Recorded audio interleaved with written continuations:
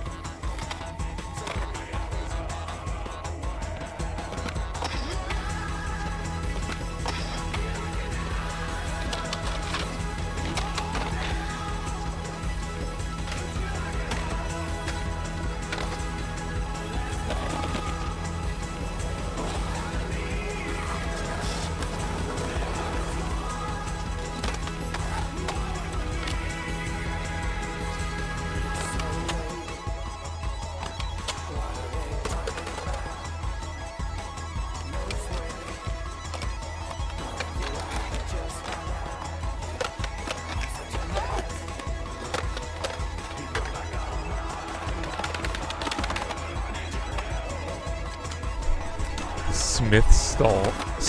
I gotta try the Smith stall. I think I can do a Smith stall. Oh, not bad.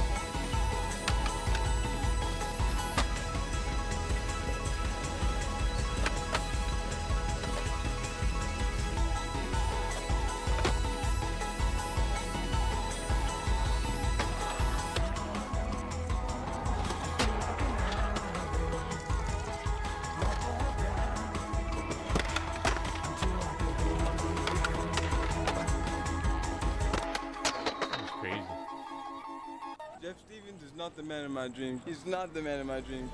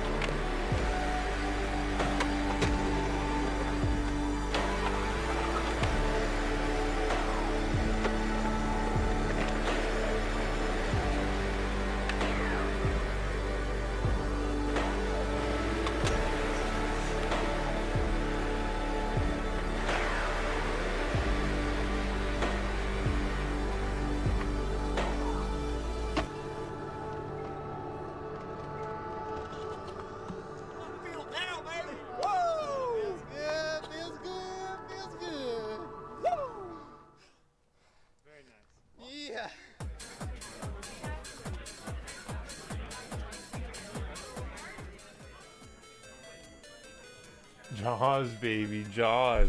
You know it's the man, Jaws. You know it's Jaws. You know it's him. Shout out Jaws on Twitch. Aaron Jaws on Oh, fuck.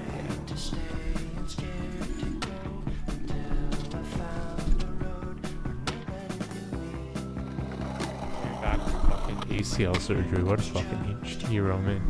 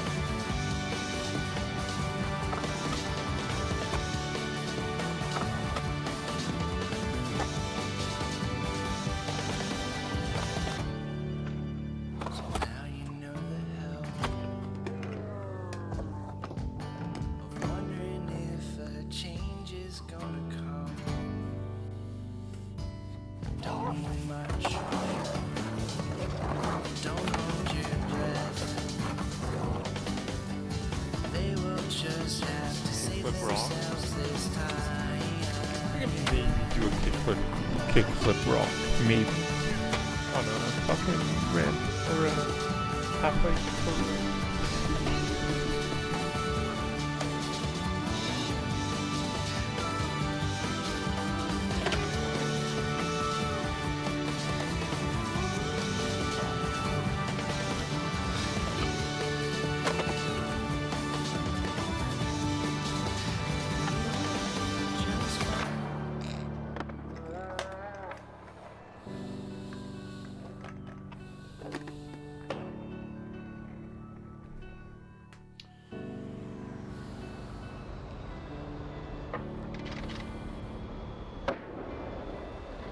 Fuck Jaws.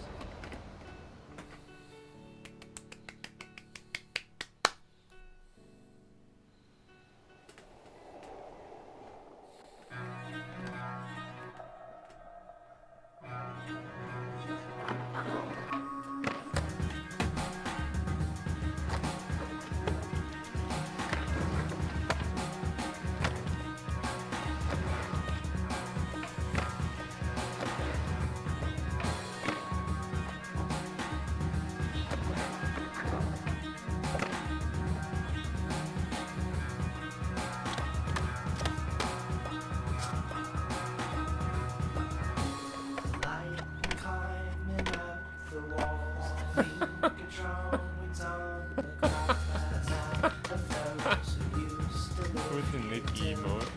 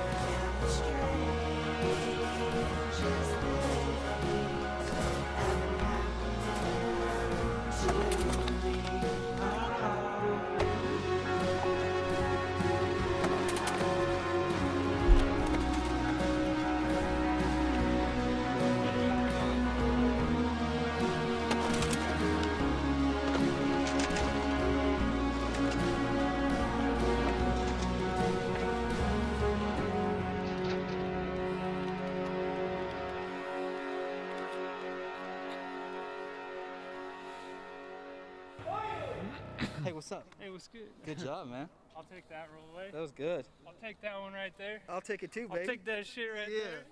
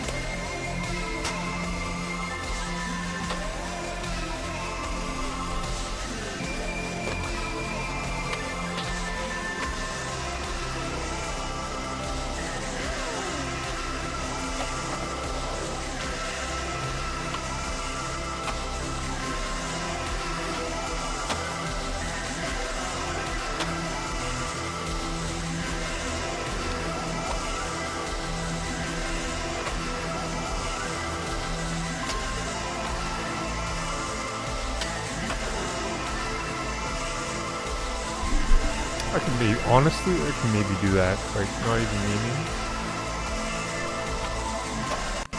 I honestly think I can do this. I can do that.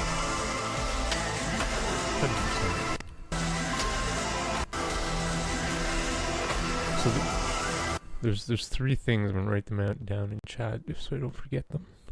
That I could maybe do.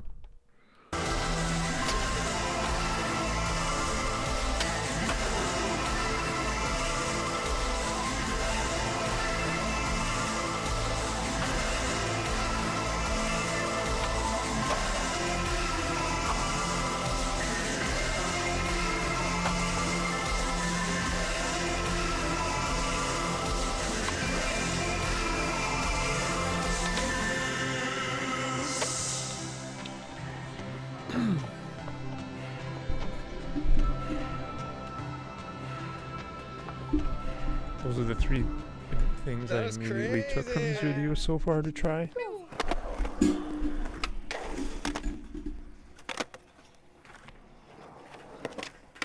Do a kickflip.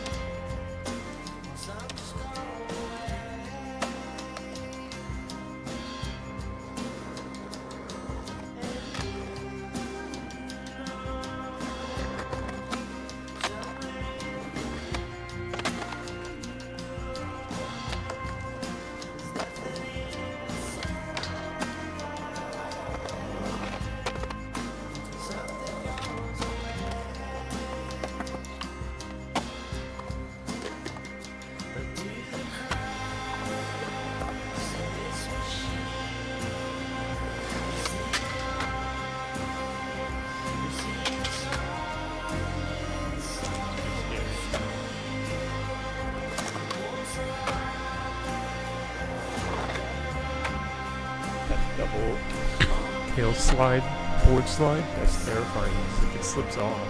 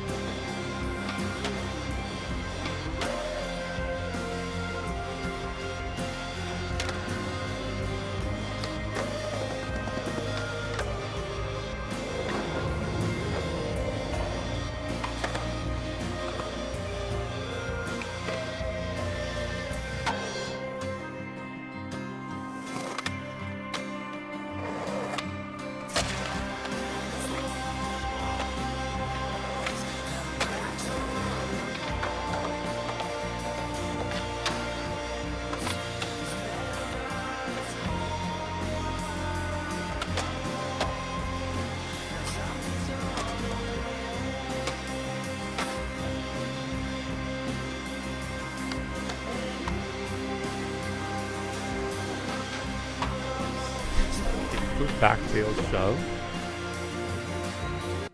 That was really nice. That's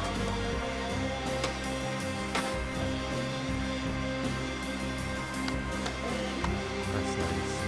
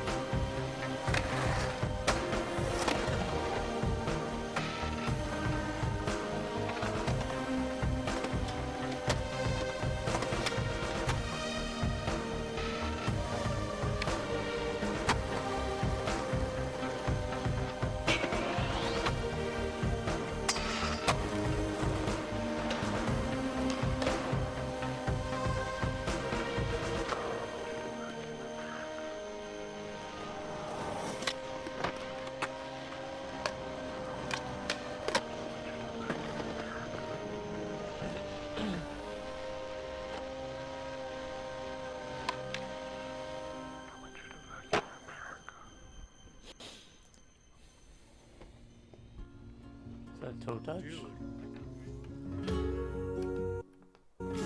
Was it a toe touch?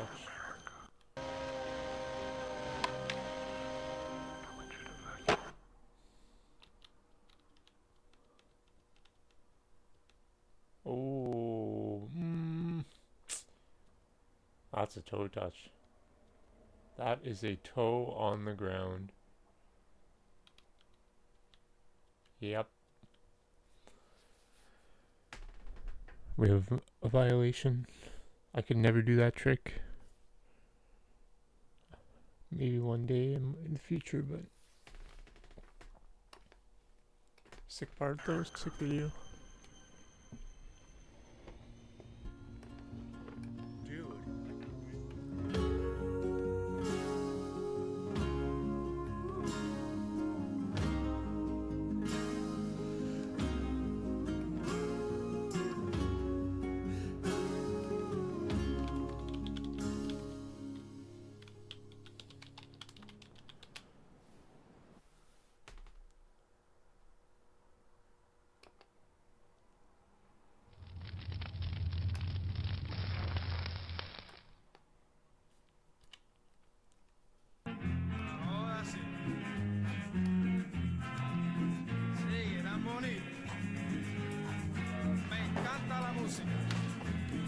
Música criolla.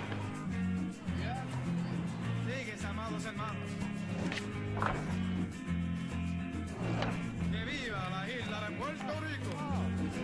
En mi corazón. Me siento bien orgulloso, amados hermanas, compañeros y compañeras. Que Puerto Rico es nuestra isla. Y nunca se olvide de eso, ¿entiendes? Imagínate, mira esa música tan bonita. Mira para allá. Música criolla, bonito. Ahora tengo ganas de comerme un buen plato de arroz y habichuelas. Ay, bonito, me encanta la música puertorriqueña. Ahora mismo estoy pensando en esa isla tan bonita, las palmas de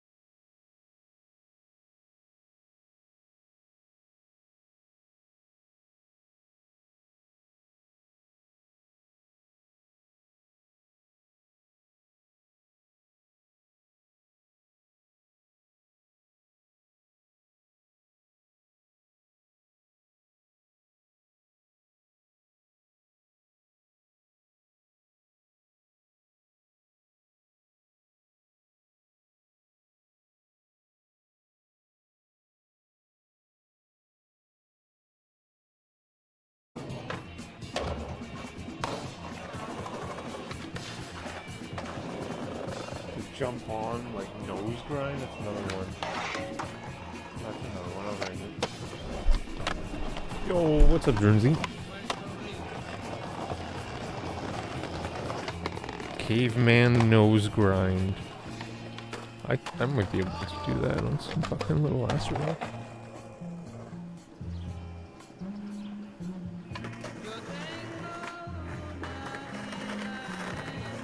What's up, Jersey? How you doing? Thanks for being here.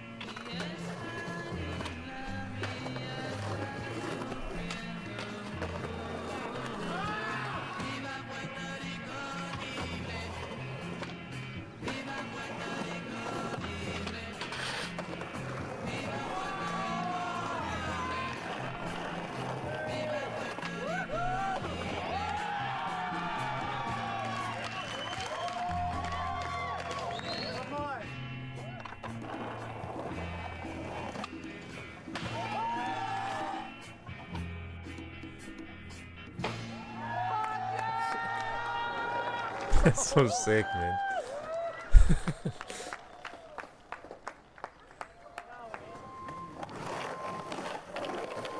I'm guessing he did it no hands for his for the video part. I'm sure they filmed it. Still, that's so sick, man.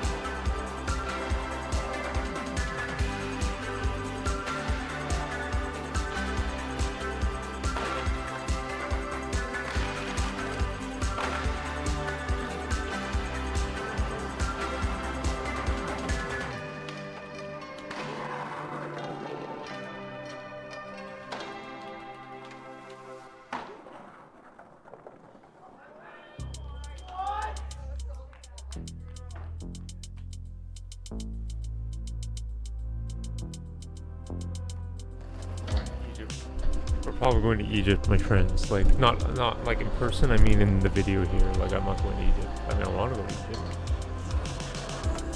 So the next video will probably be in Egypt.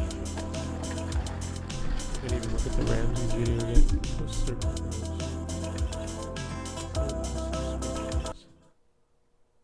Just not hungry. I hear you, Jersey. Oh my gosh, Crystalito, oh my god. Fucking Justin Dower went to fucking Mexico. Insane.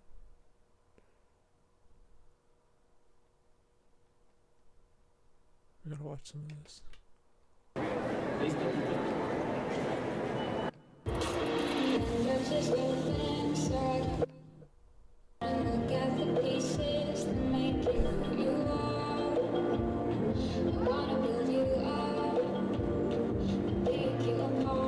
They went to Mexico, man.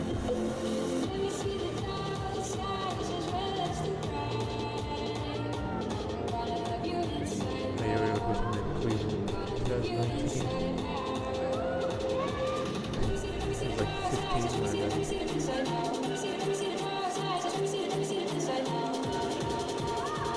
He's one of the best. He missed out.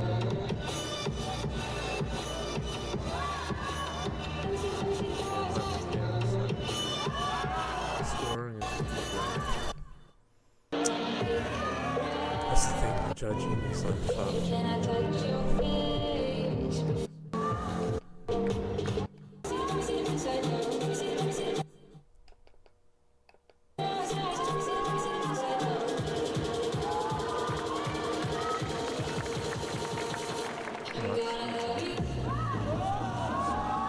Lame. It's not him, I'm saying it's the rules. It's just a fucking waste of time and talent. And the judges make it like that because they can't do the actual hard tricks. That's why they implement requirements to do lame body shit. Yes, I said it. Hope you're doing alright, Jersey.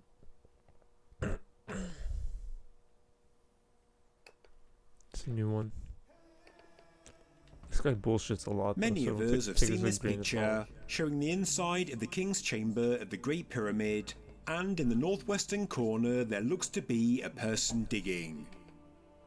You may have also seen in old photographs that granite floor slabs are missing in the same corner of the room, and metal grates were added later to cover the excavation. In more recent years, this area has been restored, but under certain light, you can easily see the missing granite floor slabs. So, what's going on here? Is there something beneath the King's Chamber? Did somebody dig here in antiquity? Did they find anything? Well, in this video, I'll be giving you the full story.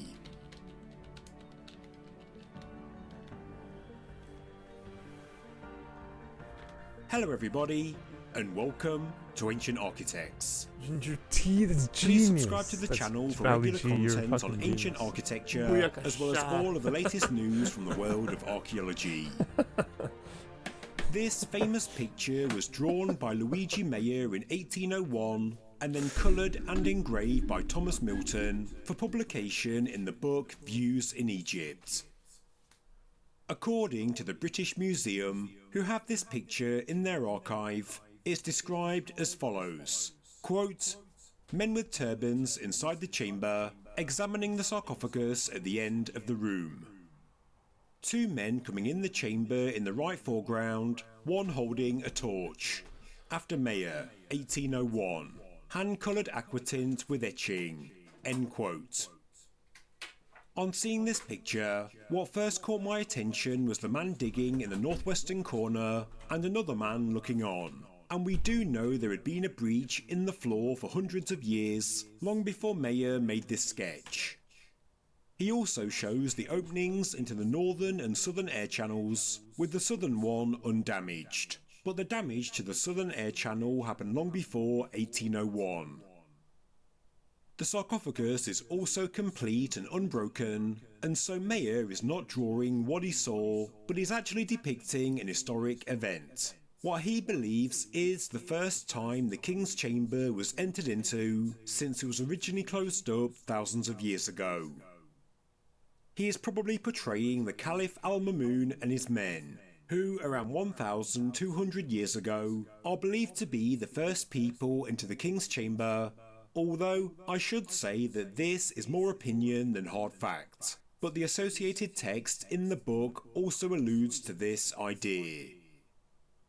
The book does not describe the King's Chamber in any great detail, just that it's 35 feet long, 22 feet 5 inches wide, and 25.5 feet in height. It then gives the dimensions of the sarcophagus. There is no mention of the excavation in the corner of the room. So, we know it was there in 1801, and that Maya believed it was opened in the 9th century by the Caliph al-Mamun, but I wanted to know more. So, the next thing to check was the work of Howard Weiss, who we know was inside the Great Pyramid in 1837, and must have seen the excavation in the floor. On page 4 of his volume 1, when giving an overview of the state of the pyramid before his work began, he says, quote, "One of the blocks composing the pavement had been taken up near the northwestern corner of the King's Chamber, and an excavation had been carried on beneath the sarcophagus. This last, however, was almost entirely filled up with rubbish." End quote. On February the 4th, 1837, a Maltese man named Paolo, accompanied by Captain Caviglia and Vice's worker Mr. Hill, had the plan to bore through the floor in the centre of the King's Chamber to find out what's beneath. This seems to have been an age-old idea in pyramid exploration, with the floor missing in the final chamber of the Red Pyramid, exposing an enormous gaping hole in the limestone masonry. When this was done, we don't know. The floor is also missing in the main chamber in the subsidiary pyramid to the bent pyramid, and this exposes a shaft. The floor was also taken up in the upper chamber of the Menkaure pyramid. Of course, beneath this floor there was a descending passageway, and this did lead to the Menkaure burial chamber, and so explorers did believe they had a reason to dig down. But due to the closeness of the joints between the granite, Paolo, Hill and Caviglia could not lift the floor slabs, and so they could not start work in the King's Chamber. And so, the following day, Vice directed Paolo to clear out the old excavation in the northwestern corner. He was to begin excavating at a depth of 6 feet and 4 inches below the surface of the granite, 3 feet from the northern wall, and 10 feet 9 inches from the western wall. I can only assume that this was the extent of the original excavation before Vice began his work. It was already 6 feet 4 inches or around 2 meters in depth. Vice does not give us any update on how his work progressed, and we can only assume that nothing was discovered. The extent of the excavations from Vice's mission are shown on the diagrams of John Perring, where, below the sarcophagus, we can estimate that a depth of around 4.2 meters was reached. Later in his volume 1, Vice says that he believed the small rectangular floor slab in the corner of the room had been removed in very early times, as there was an old belief that treasures were concealed below sarcophagi. As most of the floor was composed of large blocks of granite, these small slabs in the corner of the room would be an obvious starting point for any treasure hunter, so it's no great surprise they're missing. When clearing out the old excavation, it was noted by Vice that great care had gone into the stonework beneath the floor, but there is no mention of any finds whatsoever. The next prominent diagram is from the 1867 book by Charles Piazzi Smythe called Life and Work at the Great Pyramid. The excavation is clear to see, and although filled with rubble, the depth of the excavation does seem to marry up with Perring's diagram. Smythe does tell us something else interesting as well. When he was in the pyramid in 1865, he noted there was dust and dirt, as well as a large lump of limestone inside the sarcophagus. Apparently, the reason a chunk of limestone had been left inside the coffer was so tourists could bash it against the coffer to make it, as he says, sound like a bell. I would suggest the stone was in fact a chunk of granite from the floor in the northwestern corner, and was probably bashed against the sarcophagus so people could take chunks for souvenirs, hence the damage we see today. Apparently, Smythe removed the chunk of rock from the sarcophagus and threw it into the hole in the floor to stop people damaging the priceless relic. In 1901, the Edgar brothers also mentioned the excavation in their book Great Pyramid Passages Volume 1, and they say that the excavation was like a large hollow in the soft limestone below the granite. Although it was really nothing of note, it did show them that the granite walls of the King's Chamber rest on limestone, exactly 5 inches below the upper surface of the floor. They say the excavation was created by early looters, and that some of the raised floor blocks were still inside the chamber, but there is no mention of how deep the excavation went. This is their picture from inside the King's Chamber, and we can see the cavity to the right of the coffer. Regarding the excavation, we don't get a great deal more information from any future explorer, and the next author I'll quote is J.P. Lepra, who in 1990 wrote the Egyptian pyramids. Lepra is one of the few authors to mention the excavation, but compared to the drawings by John Perring and Charles Piazzi Smythe, his description is quite different. He says the excavation under the floor is 30 feet or 9.1 meters in depth, which is more than double what Perring recorded on his diagram of the King's Chamber. Now, Lepra was a great researcher, but I don't know where his measurements came from. There is no evidence he ever went under the floor of the King's Chamber, and after Weiss's excavations, there is no record the crude pit was cleared of rubble, the same rubble that showed by Piazzi Smythe 30 years later. If it contained this rubble, Lepra would not have been able to measure its depth. So, Perring and Piazzi Smythe show the excavation is 4.2 meters deep, but Lepra says it's 9.1 meters. We don't know who is right, but I'm more inclined to believe Perring just because he was there in 1837, documenting the work by Howard Weiss and his team. And after 1837, there is no record of any further excavation under the floor of the King's Chamber, and so there is no reason to assume it was deeper than what's shown on this diagram.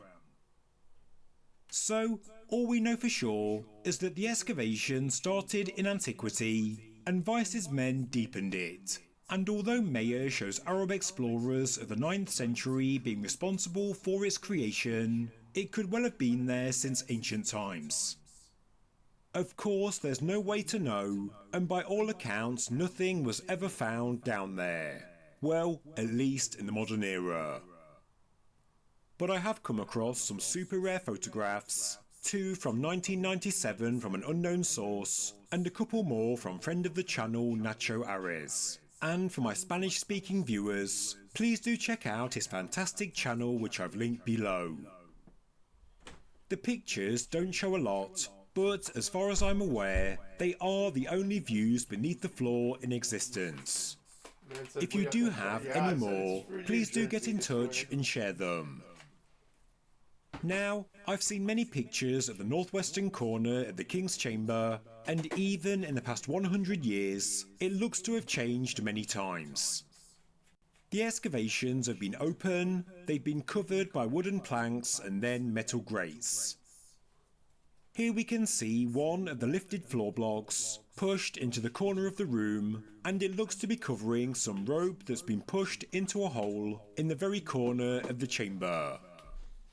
You can see what looks like a wooden frame separating this hole and the metal grate.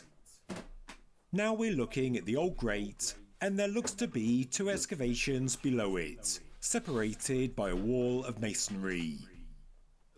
In this picture, we're looking into the westerly half of the grate, and we're looking in a northwesterly direction. On the right we can see the bottom of the King's Chamber northern wall with the granite resting on the limestone. A brick wall has been crudely built, and beyond it is the wooden frame we've just seen. We can also see a wooden post. This modern work looks to have been done purely to support the metal grate, to stop tourists breaking a leg. Looking from above, and here is the approximate positions of the brick wall, the wooden frame and also the wooden post. The next image is looking down the easterly half of the grate. We can see that some brickwork has been added, and it's supporting another wooden post, again added to support the metal grate. In this picture, the excavation is deeper, and at the bottom of the picture, the excavation continues in a southward direction, and then continues beneath the sarcophagus.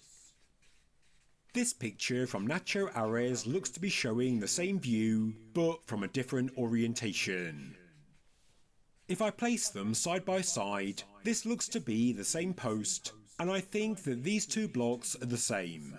It's really hard to tell, but they don't show a great deal.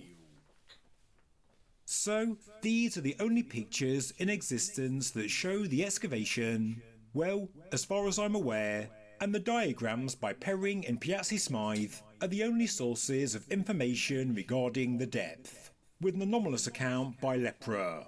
And by all accounts, there really isn't too much to see.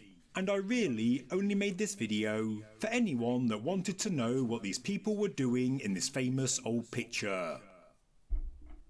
I've also found these two diagrams on the internet, which show a plan view and a cross-section of the northwestern corner of the King's Chamber in the 1990s, before the restoration.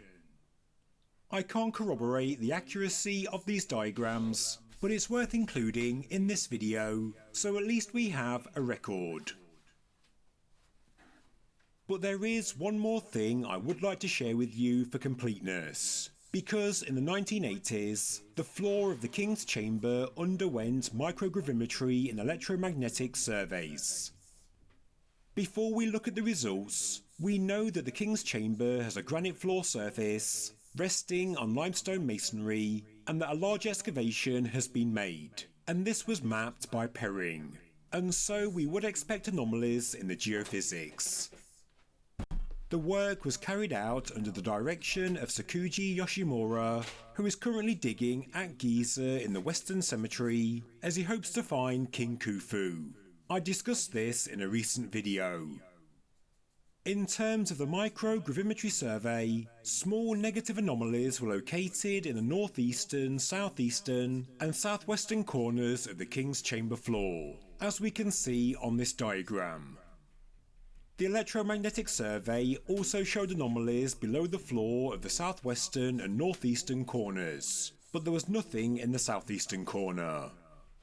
It's not known what these anomalies are, but I don't believe they're anything major, and they could reflect filler materials that are used in construction. We know the pyramid builders left lots of cavities in the masonry, especially around the Queen's Chamber, and they used rubble and quartz sand to fill them in. In both surveys, a large anomaly was found in the centre of the room, and this relates to the excavation we've been looking at in this video. All in all, there is nothing too strange with the data, and that brings us to the end of this video, and I've hopefully provided some clarity about what's going on in this famous 1801 picture by Luigi Meyer. There is a cavity below the King's Chamber, but it's not an original feature of the pyramid, and certainly in the modern era, nothing was ever discovered below the floor. Today, for obvious reasons, it's closed off, and although it would be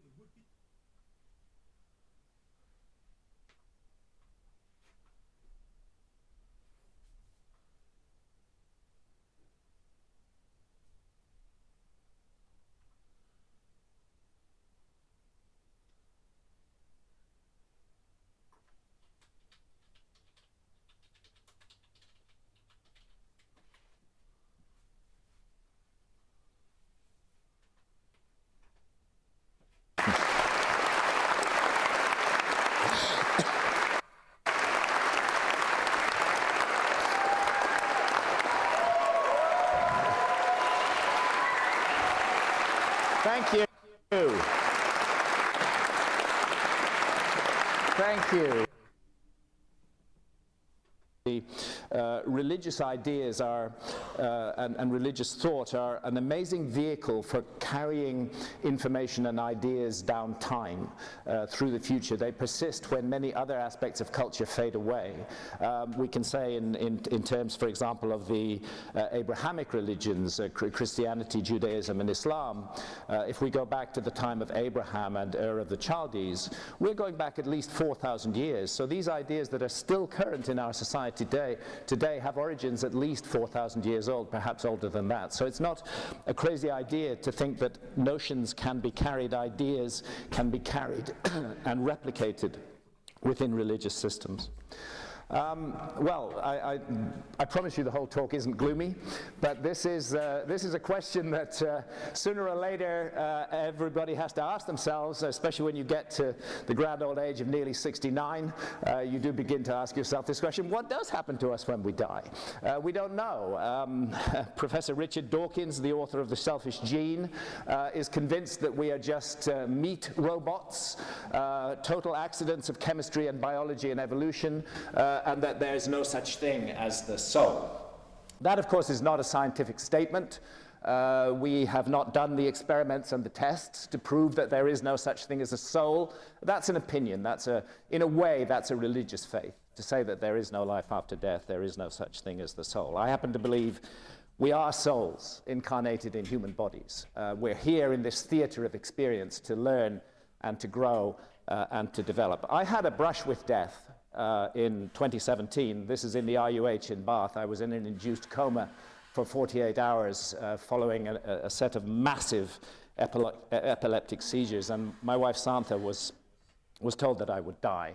So I had an angel who came and rescued me, and that was my wife Santa, and that's why I've asked Shanti to sing this song. It's also given me cause to think about the mystery of life and death, something that in our society we push to one side, but that the ancients considered very deeply. We're looking here at the oldest religious writings of ancient Egypt. These are the ancient Egyptian pyramid texts. And they are so called because they are written inside pyramids of the 5th and 6th dynasty at Saqqara in Upper Egypt. And they are translated into English. Faulkner's edition of the ancient Egyptian pyramid texts is particularly highly recommended. They're the earliest of a body of literature of which the most familiar to us is the ancient Egyptian Book of the Dead. This entire body of ancient scriptures is all interconnected. They're conveying the same essential ideas. And those ideas concern the afterlife destiny of the soul. The ancient Egyptians believed that there was it's almost like a parallel dimension, another realm into which our consciousness enters after death as we leave our physical bodies behind. And they called that realm the Duat. We might translate that as the netherworld or the other world. And the god Osiris, my wife Santa took this photograph in the temple of Dendera in Upper Egypt. The god Osiris was seen as the lord of the afterlife kingdom, the lord of the Duat. And when the ancient Egyptians looked up at the sky at night and saw the constellation of Orion, the constellation of Orion was for them the celestial image of the god Osiris. And the constellation of Orion was conceived of as a kind of portal through which the soul would travel to reach the Milky Way, which the ancient Egyptians called the winding waterway, and then would make a journey along the winding waterway, and there be confronted by challenges and trials and ordeals that we have brought upon ourselves in the lives that we have lived. On the left, the pyramid of Unas in Saqqara, 5th dynasty, with the pyramid texts on the side. On the right, the great pyramid of Giza. This is, Santa shot this deliberately as a double exposure. The great pyramid of Giza, which is completely uninscribed. There are no religious writings inside it at all. But what's intriguing about the entire Giza complex, including the River Nile, is the way that it mirrors a particular region of the sky. And that region of the sky is exactly the region of the sky that the ancient Egyptians believed our souls travel through after death. This was the Duat, the constellation of Orion, the Milky Way, and the constellation of Leo, rising in alignment with the gaze of the Sphinx. Now, I'm not saying whoever made this majestic site actually put the Nile River there, but I am suggesting that the site was chosen for that reason. This sky-ground mirroring, as above, so below. And a final point on this, because of the wobble on the Earth's axis, the positions of the stars in the sky change down the ages. And what we're looking at is not the sky above Egypt in 2500 BC, when the pyramids are supposed to have been built, but the sky above Egypt roughly between 12,800 and 11,600 years ago, between 10,800 BC and 9,600 BC. And this builds on the Orion correlation of my great friend and colleague, an absolute genius, Robert Bauval, the author of the Orion Mystery. So what we have at Giza, although there are no texts, what we have is an experiential three-dimensional model of the Duat, of the afterlife realm. How does the soul of the earthly deceased ascend to the Duat? Well, it's through that portal in Orion, and this is made very clear because there is a narrow shaft cut through the body of the Great Pyramid, and it targets exactly the lowest of the three stars of Orion's belt. And it's accepted by Egyptologists that this star shaft or soul shaft was the means of ascent, a symbolic means of ascent for the soul to leap up to the portal in the constellation of Orion and then to transit to the Milky Way and begin that hazardous and challenging afterlife journey. I did not expect when Santa and I came to Moundville in Alabama in the Mississippi Valley that I would encounter an almost identical religious system. Very little is left of the ancient North American monuments. More than 90% of the structures that were documented in the 19th century are now completely gone. And of the less than 10% that remain, the majority have been vandalized and destroyed. We are, however, looking at a bit of what's left of Moundville, and I was astonished to discover, as I went around the museum here and started talking to the experts, that here is a symbol. It shows a hand with an eye in it, except that's not an eye. And the hand was the way that the Native Americans saw the constellation of Orion. So I'll just read what the notice board actually says in Moundville Museum. As a group, the knotted serpents and the hand and eye are believed to be a representation of the night sky. The serpents are the ropes that join the earth and sky. In the palm of the hand is the portal or doorway through which the spirits of the dead can ascend the path of souls or Milky Way in their extended journey to the realm of the dead. The gateway or portal between the celestial realms and the earth disk was symbolized and artistically rendered as an open hand with an eye in its palm. We know this hand as part of the constellation of Orion. Once the portal was crossed, the souls of the dead began their journey by walking along a road or ribbon of light, the Milky Way. And indeed it was called the Path of Souls in Native American tradition. And thus over time, Moundville became, in the minds of the people, not only the symbolic gateway to the realm of the dead, but also its the materialized image of that sacred domain. And that, we argue, is exactly what the Giza monuments are as well. They're a materialized image of the sacred domain through which the soul travels after death.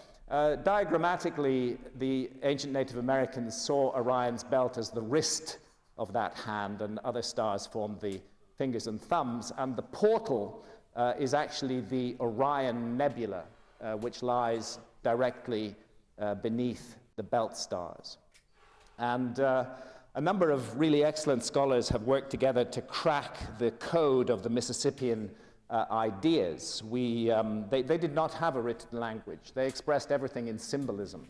But fortunately, there are a number of Native American tribes who have carried the ideas of Moundville down, and working with them and with the symbolism, the code has been cracked. And it is understood that the portal in the hand must be entered by a leap, that the soul of the deceased must leap up to that portal in the constellation of Orion, and thence begin its journey along the Milky Way. George Langford, one of the leading scholars in the group who've been working on the Mississippian symbolic code, draws our attention to the fearsome image of a brain smasher, usually a woman, whose task is to destroy memory and humanity by removing or smashing the brain. There are, in fact, repeated references to the brain smasher in Native American tradition, a menacing female figure, usually called the brain smasher or the brain taker. And her role is the annihilation and permanent destruction of unworthy souls, of the damned, on the afterlife journey. So I was very intrigued by this scene in the ancient Egyptian book of what is in the Duat, one of those texts that I showed you, where we see, and I've expanded the key part of it here, we see a goddess standing with her hands stretched out towards a man who's kneeling before her. And what that man is doing, in fact, is he's smashing out his own brains with a hatchet. At least it looked like that to me. And looking at the scene, I didn't feel that the goddess was trying to stop him doing that. It felt more like she was exerting will or force to make him do that. But I needed to be sure. I needed to know if that was what it was all about at all. And since I don't read ancient Egyptian hieroglyphs, I went to the British Museum and I got an expert at the British Museum to translate these hieroglyphs for me. I did not explain to her why I wanted them translated. I simply said I want a direct translation of those hieroglyphs. And in due course, she came back to me, Louise Ellis Barrett, and this is the translation she gives. She lives, referring to that goddess, she lives from the blood of the damned and from what these gods provide her, the bar soul who belongs to the damned, the demolishing one who cuts the damned to pieces. So it appears that in ancient Native America and in ancient Egypt, we have a female figure who is literally a brain smasher or a brain taker. There is a star in the constellation of Cygnus called Deneb, which stands at a fork in the Milky Way. And in the ancient Native American tradition, this star was seen as a figure of a bird, often manifested as some kind of raptor. And this bird had the power to stop the further progress of the soul on the journey along the Milky Way. And the soul would have to entreat with that bird and request it to open the way. Oddly enough, in ancient Egypt, exactly the same role is played by a different kind of bird. These traditions adapt to local circumstances, and the bird in ancient Egypt is an ostrich, not a raptor, but the soul declares, "Hail to you, ostrich, which is on the bank of the winding waterway. Open my way that I may pass." There are monstrous winged serpents in the ancient Egyptian netherworld. And there are monstrous winged serpents in the ancient American netherworld as well. And here is another challenger on the path of souls in the ancient American netherworld. He's called the underwater panther, clearly a feline figure of some sort. This is just a little clay figure of the underwater panther that has survived. I'm struck by its resemblance to the Great Sphinx of Egypt. I and my colleagues have always maintained that the Great Sphinx is more than 12,000 years old, and that originally the Great Sphinx had the head of a lion, that it was a fully leonine monument, but that the head was recarved during the period of dynastic Egypt into this human form, probably because the head was very damaged at that time. So I note the position of the forepaws on the underwater panther and on the Great Sphinx, and I note the way that the tail curls around the back. And I can't help feeling either this is some extraordinary coincidence or there is some deep-seated connection between these ideas. Amongst ancient Native Americans, there was a hero deity on the path of souls, and the role of that deity was to represent the triumph of life over death. And they called him the Bird Man, and he's depicted here carved on a whelk shell, and he has the head and beak of a hawk and a human body. Oddly enough, exactly the same role was played in ancient Egypt by the god Horus, and the god Horus has the head and beak of a hawk and the body of a human being.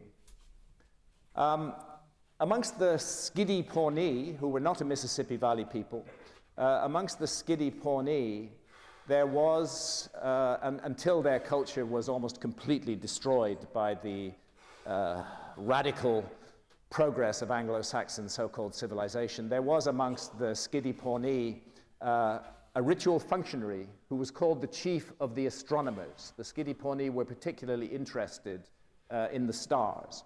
The chief of the astronomers is interestingly matched by a figure given exactly the same name in ancient Egypt, the chief of the astronomers. He was the high priest of Heliopolis, which was the cult center of the Giza pyramid. And just as the Skidi Pawnee, chief of the astronomers, wears a robe embossed with stars, so also does the ancient Egyptian chief of the astronomers. And furthermore, that robe embossed with stars, you can see from the leopard head here, it was in fact a leopard skin that was covered with stars, and in some cases in mortuary rituals the priests would wear a leopard skin, and that leopard skin, the spots on it in themselves were thought to represent the stars. So it's intriguing that amongst the Skidi Pawnee, the same function was played by the skin of a wildcat, and its spots were thought to represent the stars, and a newborn child would be wrapped up in the skin of the wildcat to show that it was embraced by the stars. Again, I feel these connections become harder and harder to explain by coincidence. Let's jump over to the Amazon rainforest of South America, where the purpose of the portal for the soul is served by a very powerful visionary brew called ayahuasca. In our society, we refer to such substances as hallucinogens. I do not like the word hallucinogen because it carries a great deal of baggage. It implies that the visions received are trivial and not worthy. That was not the view in the ancient world. Visions received in altered states of consciousness, including dreams, were regarded as valid paths to true knowledge. It's very common in ayahuasca, in the visionary state, to see geometric patterns. I speak from experience because I've had more than 70 sessions with ayahuasca myself since 2003, when I first traveled to the Amazon to drink it. And here is the art of the Shipibo, people of the Peruvian Amazon, and you can see that this is their ayahuasca art. They depict it after coming out of the altered state of consciousness, and it shows these geometric patterns. And the Tucano of the Amazon and other Amazonian people their whole culture revolves around ayahuasca. They regard it as so important that actually a newborn child is given a teaspoonful of ayahuasca on birth. And the reason they do this is that they believe that we are surrounded by an invisible realm, and that whether we like it or not, that invisible realm is dealing with us, and we need to be proactive in dealing with it. Our society, of course, denies any such possibility. Here we see a Tucano shaman, they call them the Payes, guiding his son through an ayahuasca experience, helping him navigate the infinite terrain of the other side. And after the shamans come out of the visionary state of consciousness, they will frequently depict their visions on any surface available. Here we see a shaman depicting his geometric visions on sand on the bank of the Amazon River. Everybody in the Tucano community may drink ayahuasca, but when important work is to be done, a group of shamans will gather together and they will drink enormous quantities of ayahuasca. And by the way, ayahuasca means the vine of the dead, or the vine of souls. They will drink enormous quantities of ayahuasca until they feel they are ascending to the Milky Way. And that isn't easily done. It's something that has to be learned. It's a skill. The apprentice may only get a foot or two off the ground, but eventually he will be able to soar up to the heavens in a single soaring flight and reach the zenith. I'm quoting here from Gerardo Reichel Dolmatov, his book, The Shaman and the Jaguar. He's one of the great anthropological experts on the cultures of the Amazon. And here's another of his book, Beyond the Milky Way. And he is he reproduces in it a depiction of the entrance to the other world as depicted in Tucano ayahuasca art. The origin myth of the Tucano is really rather interesting. It sounds like some kind of deliberate and purposive mission to the Amazon in which people were deliberately settled in the Amazon. What the Tucano say is that their ancestors were brought to the Amazon by a group of supernatural beings. And those supernatural beings included the daughter of the sun and a figure who was called the helmsman, because the helmsman steered the serpent canoe in which those first settlers were brought. And these so-called supernaturals taught the first settlers where they would find places that they could build their villages, where there would be good hunting, where they could make fields and propitious sites for housing. And then the supernaturals left and the Tucano were left to themselves in the Amazon and instructed to forever remember those so-called supernaturals and their teachings. They sound a lot more to me like people than like supernaturals. Oddly enough, the same story is told at the Temple of Horus at Edfu in Upper Egypt, but from a slightly different perspective.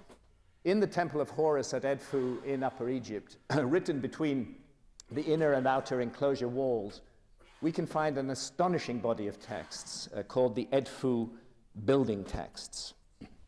And these Edfu building texts, deeply inscribed on these walls, this is what they look like, we're told in the inscriptions, which again have been translated, we're told in the inscriptions that they were based on much older source documents, that there had been documents written on animal skins, which were falling apart, and in order to preserve them, the priests inscribed them deeply into the walls of the Temple of Horus at Edfu. And what those texts do is they speak of an island which was called the homeland of the primeval ones.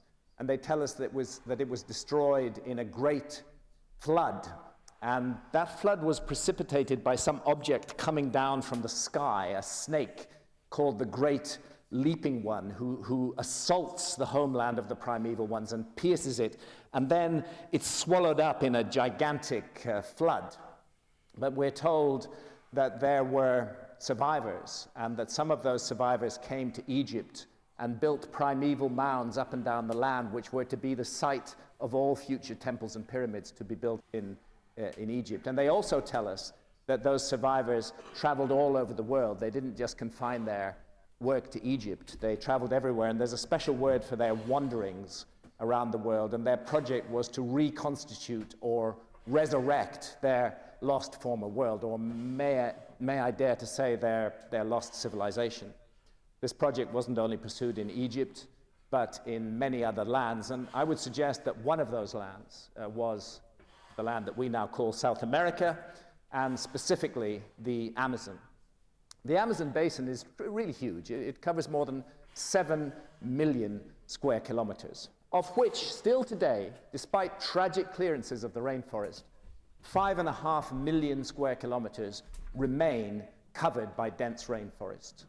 And almost no archaeology has been done in those rainforest-covered areas of the Amazon at all. I don't understand how archaeologists can claim to have a complete picture of the human past when we know that 27 million square kilometers of land were swallowed up by rising sea levels at the end of the Ice Age, when we know that the Sahara Desert was green during the Ice Age and is arid and barren today, and when an area larger than the entire subcontinent of India, the Amazon jungle, has hardly been subjected to any archaeological study at all. I'm not saying none, but very little. And it's understandable. It's a very challenging, very difficult environment to work in. Well, here's a sensational headline, as we would expect from the Daily Mail. Were Aborigines the first Americans? Native tribes in the Amazon found to be most closely related to indigenous Australians. This is one of those cases where the science is even more sensational than the headlines. And the science was published in Nature, in the scientific magazine Nature, a highly respected source, and it presents genetic evidence for 2 founding populations of the Americas. It was long held that there was only one founding population, and that their route was up through Siberia, across the Bering Straits, which were a land bridge during the Ice Age when sea levels were lower, into North America, down through North America, Central America, and finally into South America. But genetics has thrown a curveball into this analysis, because it turns out that a group of people in the Amazon jungle, number of tribes in the Amazon jungle, are closely related at the genetic level to Melanesians and Australian Aborigines, to, let's call them, Australasians. And that would be fine if we found traces of that DNA in North America and Central America, but we don't. We only find it in the Amazon jungle. And that challenges the notion that the only route of migration was through the Americas in this way, because if that were the case, we would expect to find traces of that DNA throughout the Americas, not limited to the Amazon jungle. And furthermore, we know from a 2018 paper in the journal Cell, we know from that paper that this DNA signal in the Amazon is very old. It's not recent. It's very rare to find skeletal remains that go back more than 10,000 years, let alone 12 or 13,000 years. But a skeleton has been found in the Lagoa Santa area of Brazil, in the Amazon. It is dated to 10,400 years ago. And it contains that same Australasian DNA signal that is found surviving amongst peoples in the Amazon today. So that tells us that that signal reached the Amazon at least 10,400 years ago. And given that so much of the Amazon has not been excavated and that these remains often don't survive at all, it's safe to assume that it got there quite a bit before that. The experts themselves say that the anomalous genetic signal must have reached South America in the late Pleistocene, and that's just a fancy word for the Ice Age, so that it reached South America near the end of the last Ice Age. So that's the mystery. The Bering Straits do not seem to be involved in getting this DNA to the Amazon jungle. Now, one might reasonably ask, did the DNA start here and move there? But the answer to that is probably not, because that DNA signal is very powerfully represented here. And less strongly represented here. So it looks like it originated there, and it looks like somebody crossed the Pacific Ocean during the last Ice Age.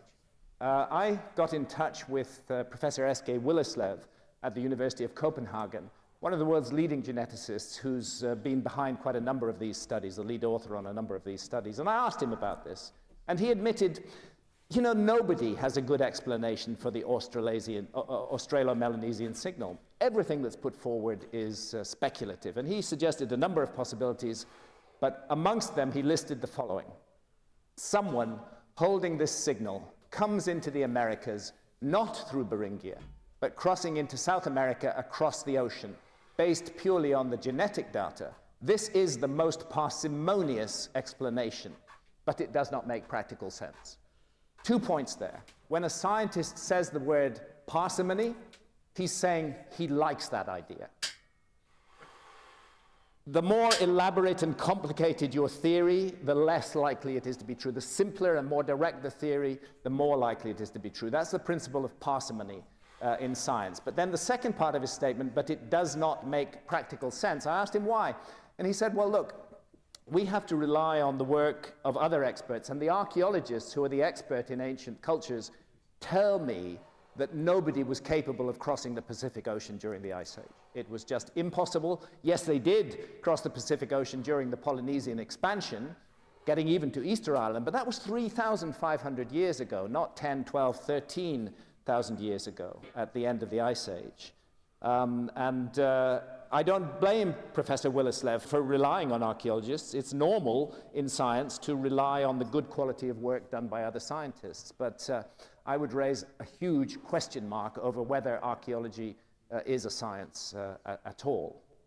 And in fact, there's quite a bit of contradictory evidence which suggests that somebody was traveling the world oceans during the Ice Age. And indeed mapping the world. And I went into this in my 1995 book, Fingerprints of the Gods. There are a number of maps that have survived. What these maps all have in common is they were drawn roughly between the 1400s and the 1700s. They do incorporate the latest navigational knowledge of that time, but where that wasn't available, they relied on earlier source maps. And those earlier source maps, often in a very bad condition, have not survived. And this is one of those maps, the Wolsey-Muller world map, and we can see a greatly extended Southeast Asia leading down to Australia here. Not at all as it looks today, but very much as it looked when sea levels were 400 feet lower at the last glacial maximum 21,300 years ago. Here's the islands of Japan, and the principal islands of Honshu, Kyushu, and Shikoku are 3 islands today. But during the Ice Age, they were all joined together. Kyushu and Shikoku were joined to Honshu. And oddly enough, the earliest map of Japan that survived into Western tradition, the 1424 Pisagano chart, shows Shikoku and Kyushu as part of the island of Honshu, as they were indeed during the Ice Age. This is the Pinkerton world map from 1818. It's a good map based on the latest scientific knowledge of the time, but as you will observe, something is missing from the picture, and that is Antarctica. And the reason Antarctica is missing from the picture is that our civilization didn't discover Antarctica until 1819, and that's why it's not on a map of 1818. But if you go back to those earlier maps, based on even older source maps, you'll find Antarctica in the right place all over those maps. Maps even drawn by Mercator, based on earlier source maps. And they show Antarctica a bit bigger than it is today, but much as it looked during the Ice Age. I could show you dozens of similar images from those maps. Here is the Canepa map of 1489, again, based on ancient source maps now lost. And what we see is the Sahara Desert filled with an enormous river channel and with lakes highlighted in the color green. Oddly enough, a 2015 radar survey of Mauritania shows that such a river channel did once exist in the Sahara Desert, pretty much in exactly the place that is indicated on that 1489 map. It was there during the Ice Age, but it dried up subsequently, and the area, of course, is completely desert today. Here's a 1513 map of the British Isles, and lying just to the west of Ireland is a little island, which is labeled High Brazil. High Brazil is still there, but you have to go diving in order to see it today. This bathymetric map shows that an island of exactly the right size and shape lay exactly where it's indicated on this 1489 map, and it stayed there until roughly 13,000 years ago, when rising sea levels covered it. So it's an anomaly that it appears on this map. Either it's an extraordinary coincidence, or somebody was mapping the world during the last Ice Age. The Piri-Reis map is perhaps the most famous of these maps. It was once a world map, but all that survived of it is a corner which shows the west coast of Africa, the east coast of South America, going down towards Antarctica here, and the east coast of North America. Piri-Reis was a Turkish admiral. He tells us in his own handwriting on the map that he based it on more than 100 older source maps. And what's interesting about it, I won't get into the controversy about Antarctica in this case. What's interesting to me about it is this island, shown off the east coast of North America, roughly off Florida. And I've blown it up here. And on this island, we can see what looks like a road or a row of megaliths running up the middle of the island. And that island is positioned exactly where Bimini is positioned today. And I have dived on that spot. And what you see underwater is the Bimini Road, a gigantic road of megaliths. And I actually don't care whether the road is natural or man-made. What intrigues me is that it's documented on this map. This map is documenting a feature that was last above water during the last Ice Age.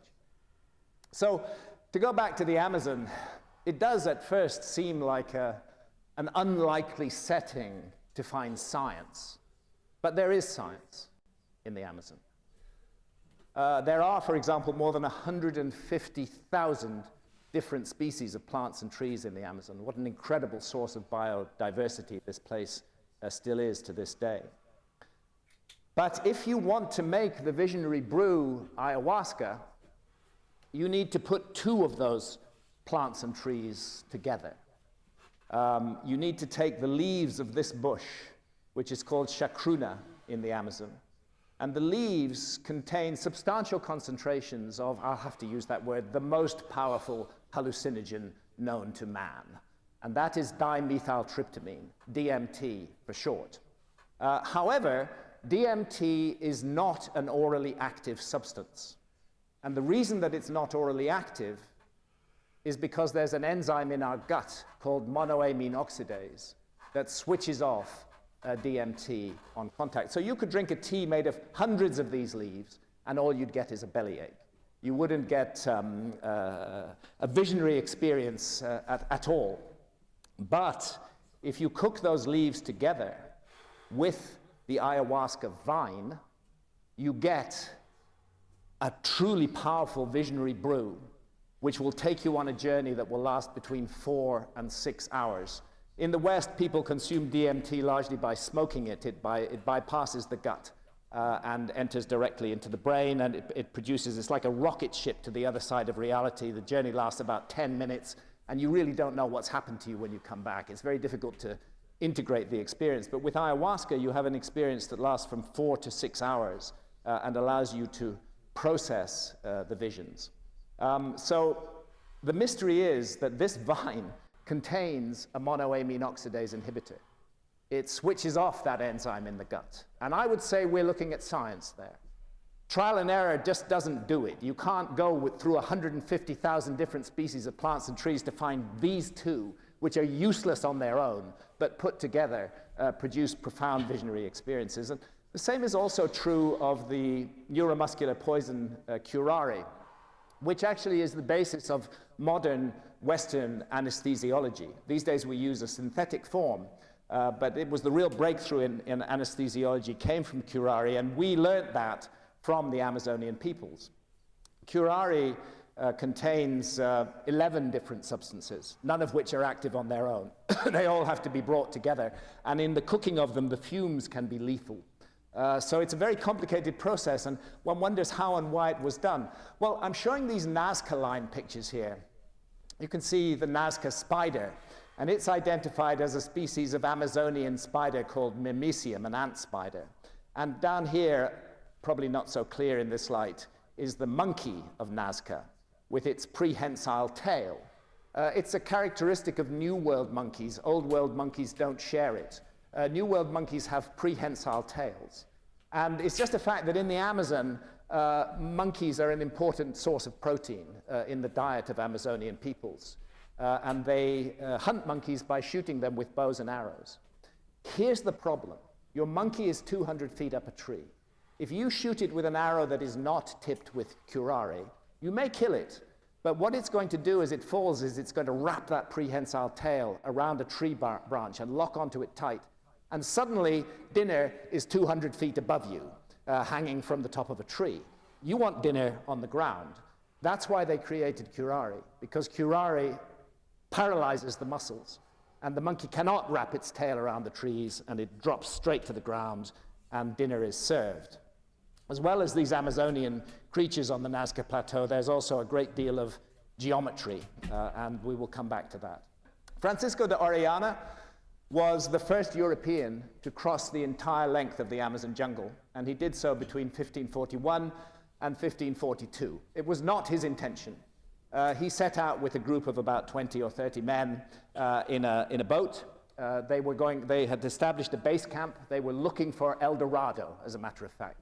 They left most of the expedition in the base camp, and they set off to hunt and to bring back food to the expedition. But the Amazon disagreed, and it carried that boat more than 4,000 kilometers all the way through the Amazon and all the way until they finally ended up in the Atlantic Ocean, and thence made their way back through Mexico.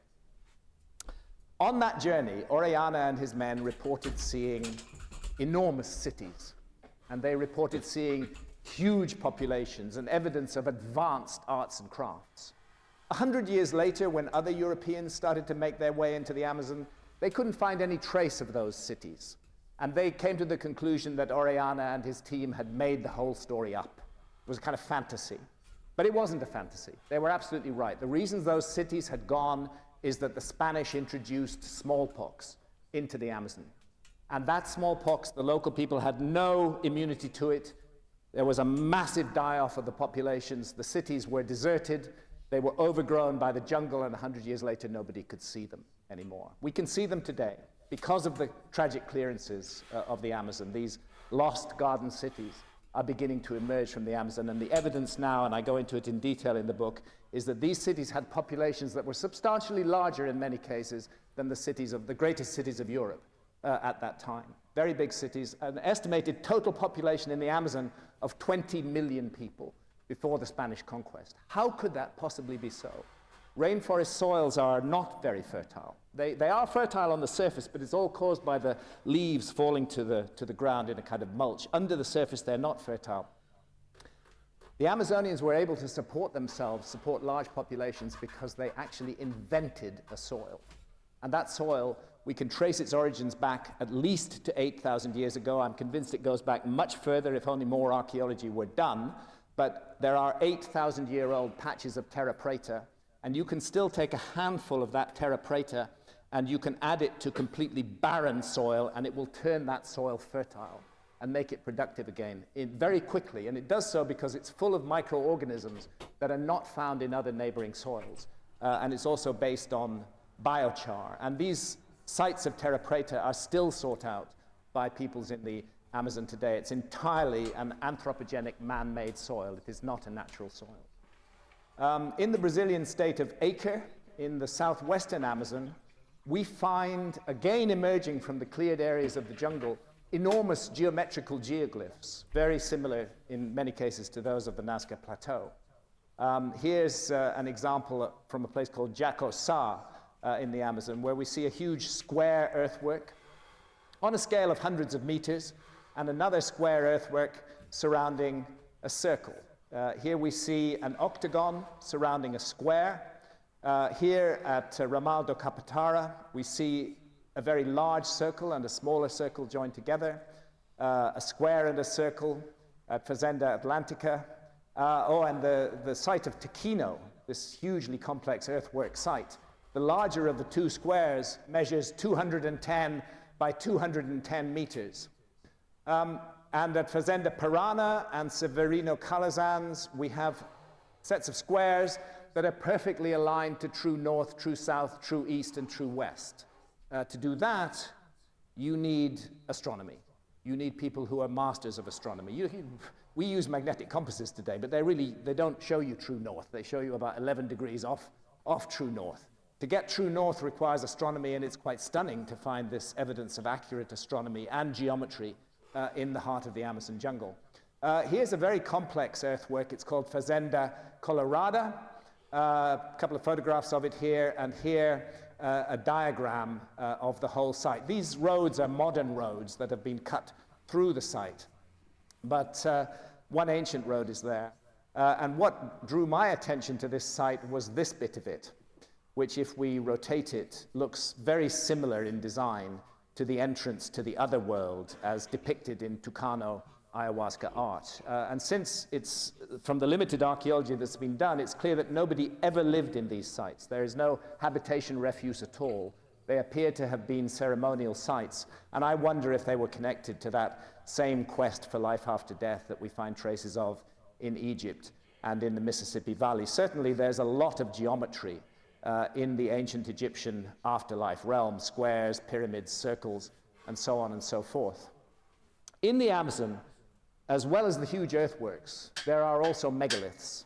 There are indeed megalithic stone circles. This one at Rego Grande, only quite recently discovered, has become known now as the Amazonian Stonehenge. The tilt on the stones is deliberate. It is not a result of the site collapsing. These stones were very carefully braced into position in order to do something special, to focus on a particular moment of the solar year. There are key moments: the summer solstice in the northern hemisphere, the sun rises furthest north of east; the winter solstice, the sun rising furthest south of east; and the equinoxes, when the sun rises perfectly due east. What the Rego Grande site does is it targets the winter solstice sunrise. This stone uses a shadow effect to target the entire path of the sun throughout the whole day of the winter solstice. And I repeat, it isn't an accident that it's sloped. It is deliberately, carefully wedged into position. Even the stones that are lying on the ground are there deliberately because the laterite beneath them was carefully hollowed out and they were placed into that. Between stones 1 and 2, there's a hole drilled in stone 1. It shows us stone 2, and the sun will sit exactly in that gap in stone 2 as it rises at dawn on the winter solstice. Of course, Stonehenge is another solstitial site. All of us, I'm sure, in this room have been to Stonehenge since it's very, very nearby.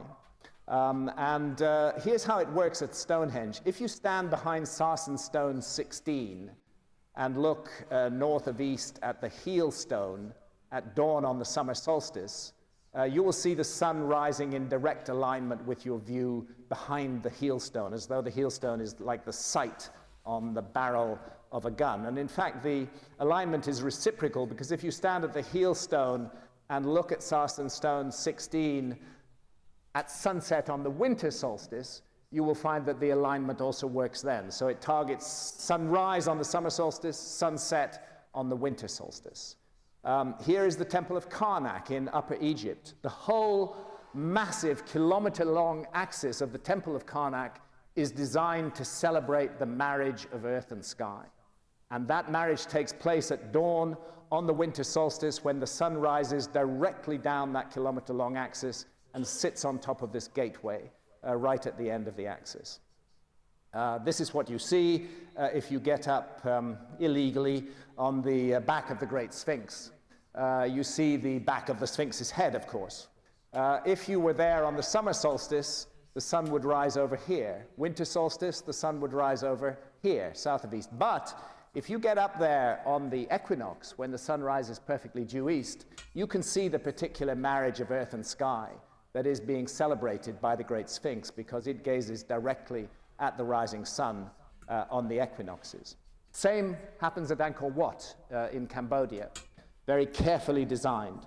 Place yourself on the central causeway, look directly at the central tower, be there an hour or so before dawn, and then you'll see the sun come up and it'll rise up the side of the central tower until it sits exactly on the top of the central tower, lighting up the whole place like a fairy tale kingdom, celebrating the marriage of earth and sky, as above, so below. Now let's go to North America. This is Serpent Mound in Ohio. Very obvious why it's called Serpent Mound, because there's a serpentine mound here. Santa was able to get this photograph with a drone that she positioned 400 feet above the site. Serpent Mound is built on a natural ridge. And that natural ridge, you can see it in diagrams here, has a pronounced twist to the left, which the head and jaws of the serpent also mirror. And you can see it again in LiDAR, with all the vegetation stripped away. There's the Serpent Mound, and there's the natural ridge on which it stands. And it turns out that the ancients had spotted something very intriguing. This was a place where ground whispered naturally to sky, because that natural ridge is oriented to the point of sunset on the summer solstice. And seeing ground speaking to sky so intimately, the ancients decided to celebrate that moment, and they created Serpent Mound on top of that ridge. Interestingly enough, we've only known this for about the last year. The heel stone and the Sarsen stone at Stonehenge were always there. They're natural features. They were not brought from the Marlborough Downs. They stood on that site always. And the reason that the Sarsens were brought 20 or 30 miles to Stonehenge was to celebrate that natural marriage of earth and sky, the alignment to the solstices between Sarsen Stone 16 and the heel stone. And that's exactly the same thing that's happening at Serpent Mound, that here we have a ridge, earth speaking to sky. Let's celebrate it, let's monumentalize it with Serpent Mound. So this is what happens at sunset on the summer solstice. You see the head of the serpent, it seems to be seeking out the sun, and then as the sun begins to go down, you get it more clearly, this beautiful alignment between earth and sky, and silence falls over the scene, and the majesty of the site just overwhelms you. Going north from Serpent Mound, there are two interesting geometrical sites. One of them is called High Bank Works, and the other is called Newark Earthworks. I don't have time today to get into detail on High Bank Works, but I want to draw your attention to one thing. High Bank and Newark are 60 miles apart. They both contain, as well as many other features, including a great square and multiple other circles, they both contain a combination of an octagon and a circle. The octagon-circle combination at High Bank is oriented at exactly 90 degrees to the octagon-circle combination at Newark. And to do that across 60 miles is really a remarkable feat of surveying and setting out and geometry. And we can't deny it, it's a fact, it's there, this 90-degree alignment. This is what you see, this is a 1934 aerial photograph of the circle-octagon combination at Newark. And those parts that still survive are now largely contained within a private country club, including an 18-hole golf course, which promotes itself as, quote, unlike any other in the world. It is designed around famous prehistoric Native American earthworks that come into play on 11 of the holes. Well, I have to say, at one level, I find it very disturbing that this ancient sacred site is now a golf course, but at another level, I welcome it because it's preserved that site. If that site hadn't been taken over by a private country club, you can be absolutely sure it would have been plowed under and turned into agricultural land. So at least something is left, and you can get a sense of the scale of it from these shots inside that private country club. Interesting comparison between the octagon-circle combination at Newark and another octagon-circle combination in the Amazon. Another feature of Newark is the so-called Great Circle, or Fairground Circle, as it used to be called, because they once put a fairground inside it. It's got a diameter of 365.9 meters. I put beside it Avebury here, nearby to us, which has a diameter of 347.4 meters. Both Avebury and the Great Circle at Newark are true henges. A henge is an earthwork, and what characterizes a henge is a ditch and an embankment. And in the case of all true henges, the embankment is placed outside the ditch. That's why we can say immediately these sites were not used for defense. Because if you want to make a moat, why, you're going to put it outside your embankment, not inside your embankment. You can get a sense of the embankment at Avebury here, and even better in this aerial photograph.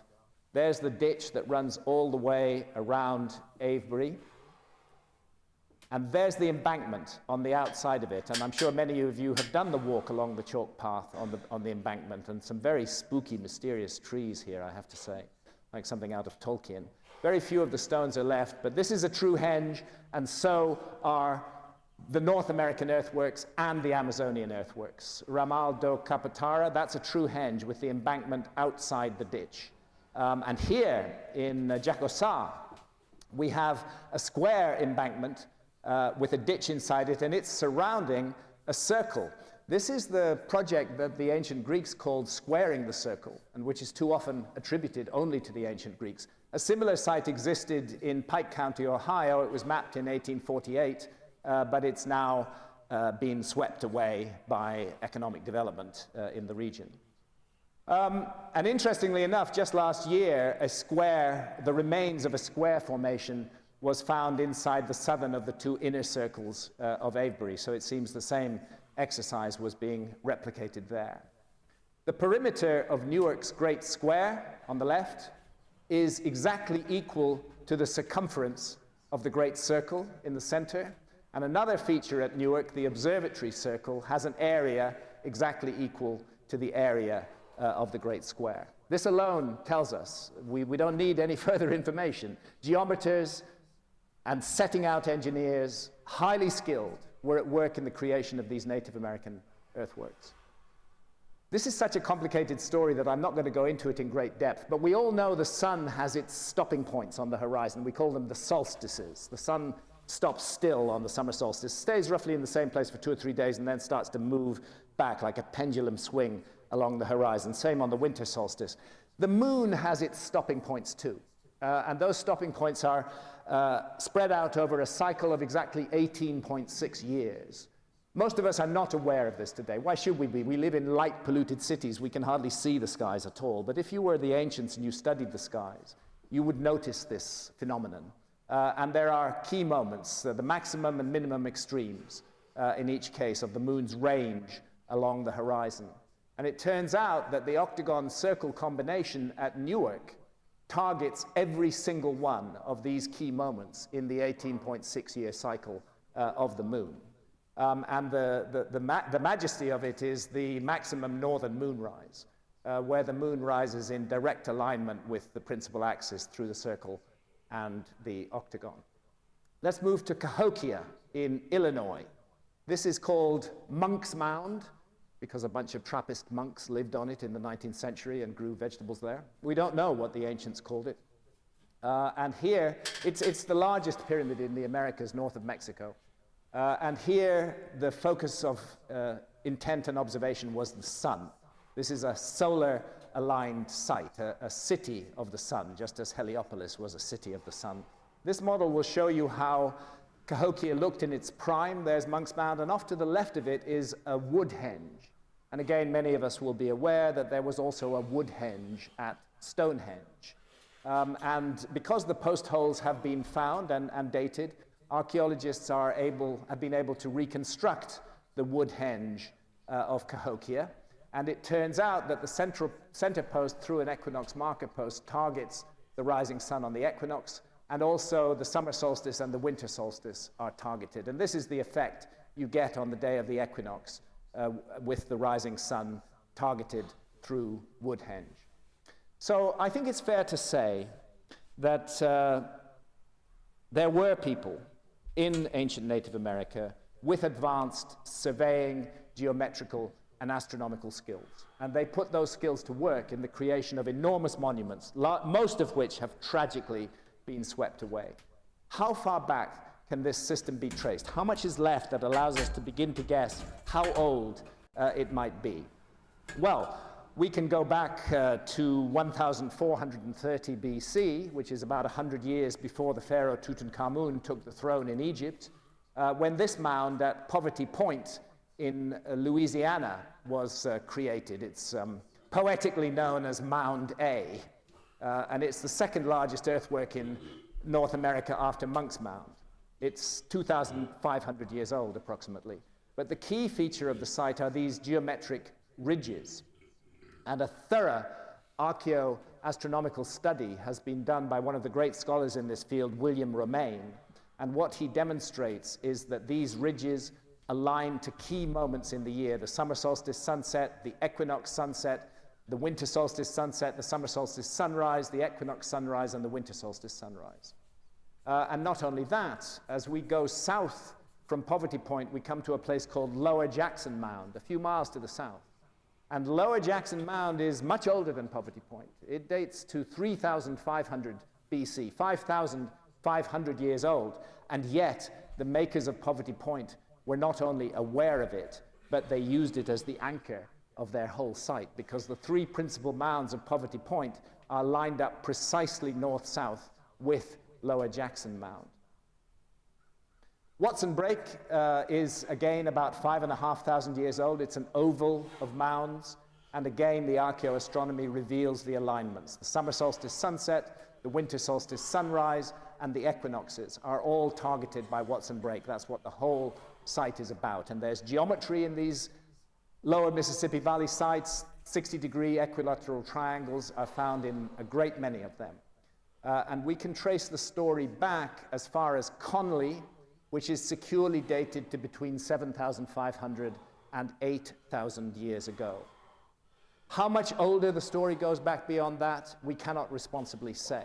What we can say is it's at least as old as 8,000 years, and given the massive destruction of the Native American earthworks, I would say the chances of it being vastly older than 8,000 years are very high. Certainly in the Amazon, there is a cosmically aligned site which is firmly dated to 13,000 years ago, and that's Painal do Pilau in the Amazon jungle. And I won't go into the details, it's all in the book, but it's carefully designed to target the winter solstice.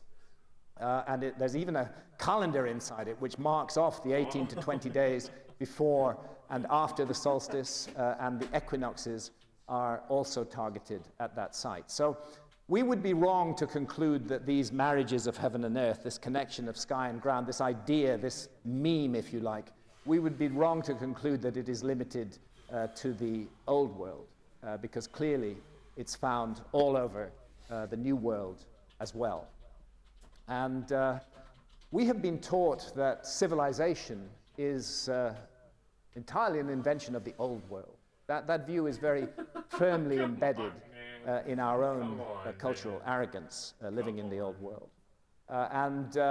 There's a very good book actually called History Begins at Sumer by Samuel Noah Kramer, which attributes the whole origins of civilization to Mesopotamia and the Sumerian civilization, and says that it all began here between the Tigris and the Euphrates rivers. Certainly, nobody was, until very recently, has been open to consider the Americas as a place where civilization might have begun.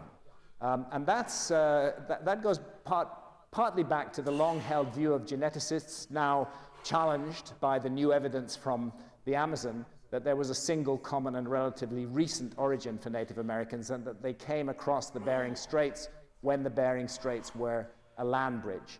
That explanation no longer holds because of that Australasian DNA in the Amazon. This is the idea, but it just doesn't make sense anymore now that we don't have a DNA trail in North and Central America.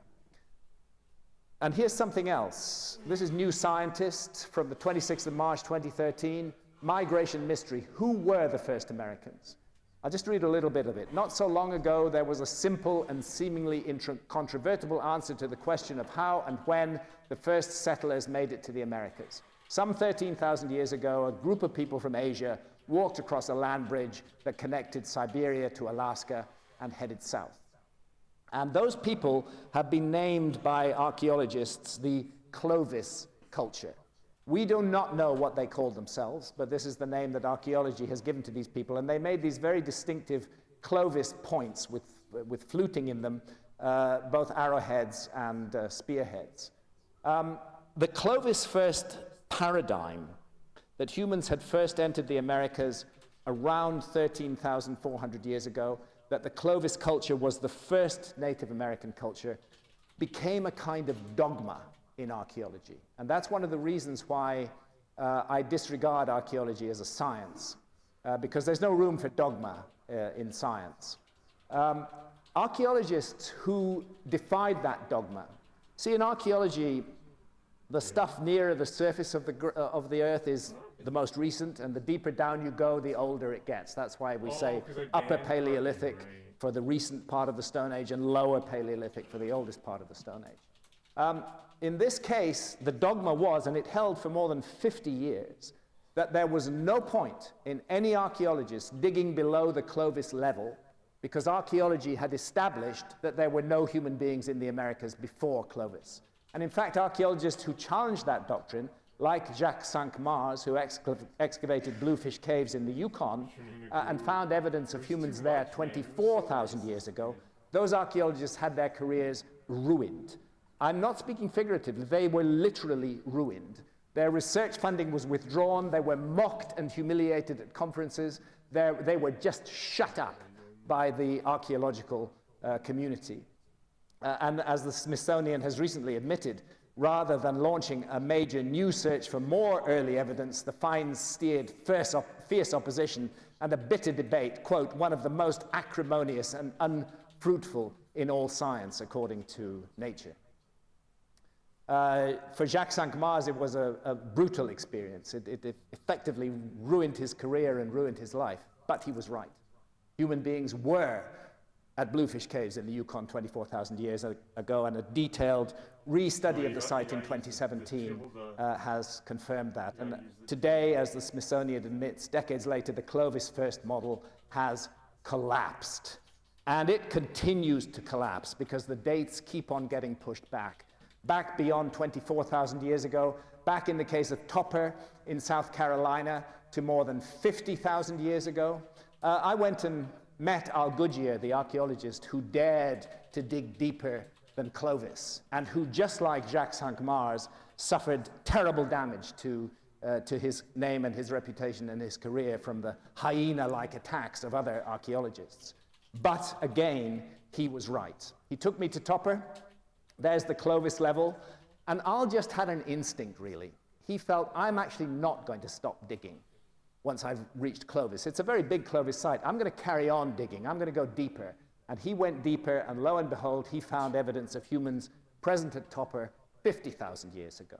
And then we have this in Nature in April 2017, the Cerruti Mastodon site, excavated by the chief paleontologist at the San Diego Natural History Museum, Tom Demaray, a site that shows evidence of human presence 130,000 years ago.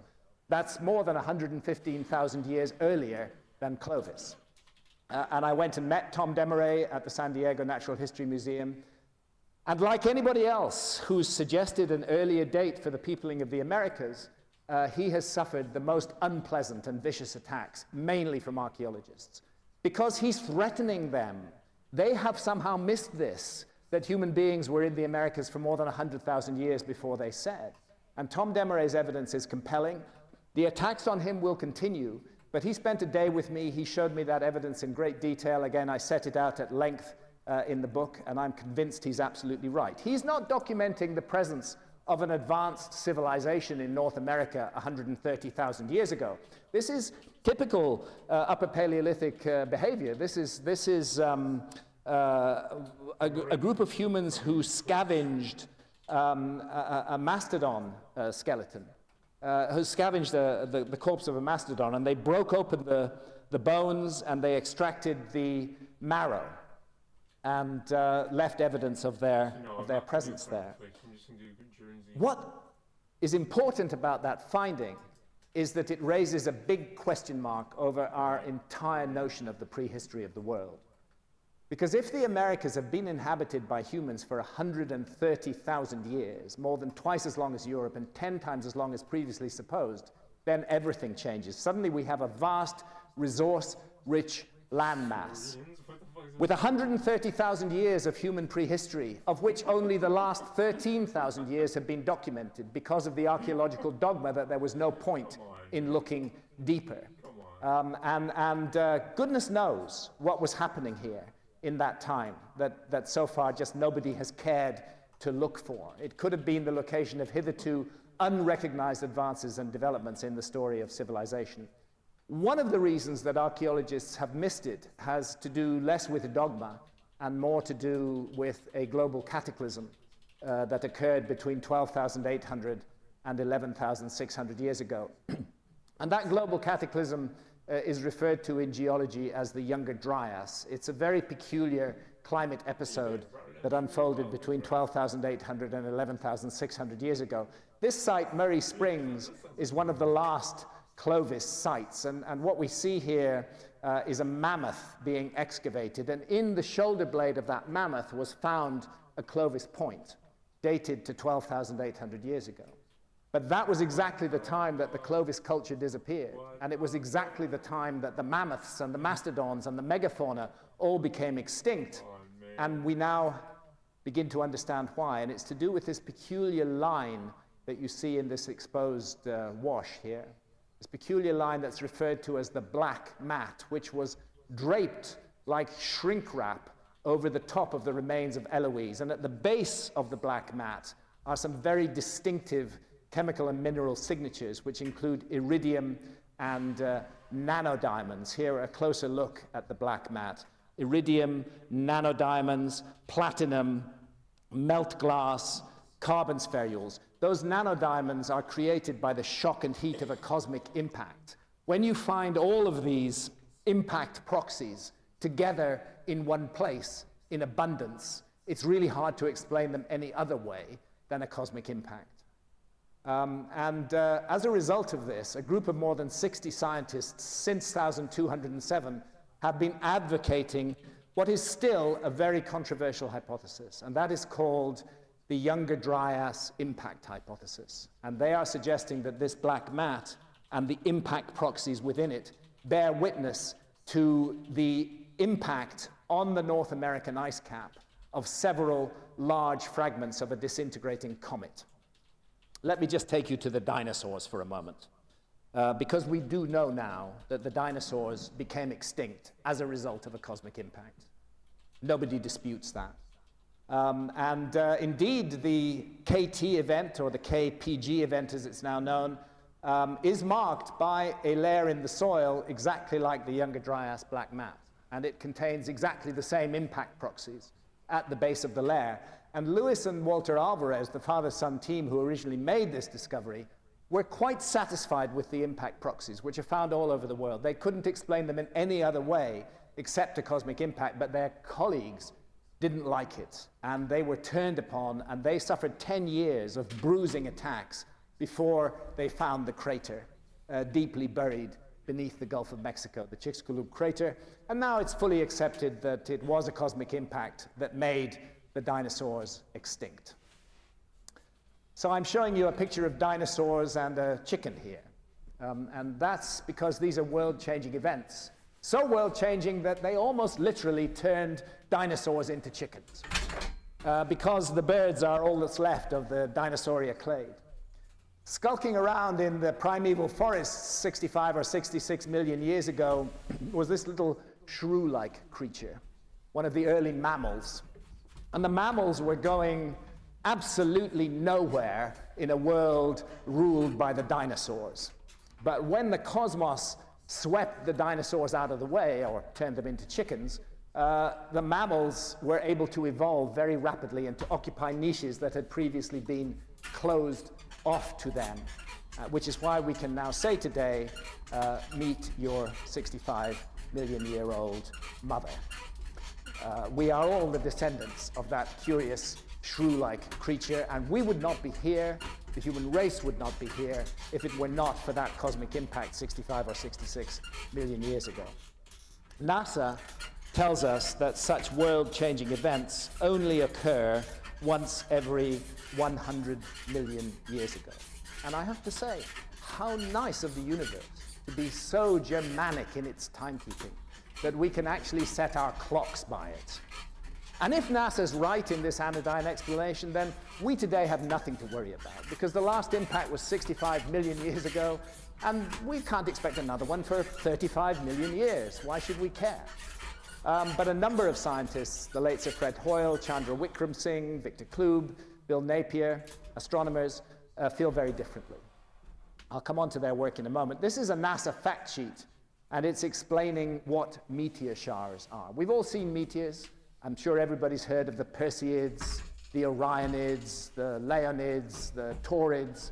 Every meteor stream is, in fact, the remnant of a disintegrated comet. Every single one of them. When we see those meteors, we're seeing bits of what was formerly a large comet that has broken up into multiple fragments, often dust size, which come through into our atmosphere and burn up. And NASA says, look, don't worry, because they're usually very small, from dust particle to boulder size. And I'm done. It's a curious thing. Thank you for being here. That there isn't a single ancient culture in the world in which the appearance of a comet in the sky was regarded as good news. It was always regarded as bad news. Why would that be? Well, Comet Shoemaker-Levy 9, which hit Jupiter in 1994, was certainly bad news for Jupiter. Comet Shoemaker-Levy 9 broke up into 21 fragments. Comets do this because they are lumps of rocky and sometimes iron material bound together with ice. And when they enter the inner solar system, that ice begins to melt and they break up into multiple fragments. That's what happened to Comet Shoemaker-Levy 9. Those 21 fragments bombarded the surface of Jupiter, leaving scars, in some cases larger than the Earth itself. The total explosive power is estimated at 300 gigatons. Eat or something. If you were to take the entire nuclear arsenal of the world today and blow it Hilarious all up at AI once, prompts. it would yield 6.4 gigatons. These are truly massive events, and this is the moment where I always like to say, thank you, Jupiter, for taking one for the team. Because Jupiter is the guardian of our planet, and it does sweep up most of the comets that come through. But very occasionally, a big comet gets through into the inner solar system. And it looks like that happened. Thanks, this is Jeremy. the basis of the Thank Younger you. Dryas impact hypothesis. It looked like that happened with the extinction of the megafauna between 12,800 and 11,600 years ago. An extinction that was Thank you, global, Journey. You're so sweet. but that was very heavily focused, centered upon the We're gonna Americas. raid someone though. Here is Bill Napier. He's the professor of Hope your stomach astrobiology feels at Cardiff better. University. This is a paper he published in the monthly notices of the Royal Mine is Astronomical also feeling a little Society weird. in July 2010. And it's called Paleolithic Extinctions and the Taurid Complex. His argument, massively reinforced since then, is that the Taurid meteor stream, through which the Earth still passes twice a year, is the remnant of a former giant comet that entered the inner solar system from the Oort cloud or the Kuiper belt deep space about 20,000 years ago, a comet that may have been as much as 100 miles in diameter.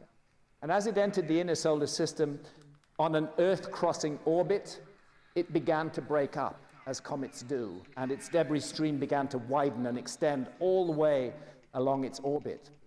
And then 12,800 years ago, some of the big fragments in the Taurid meteor stream hit the Earth and caused the Younger Dryas cataclysm and the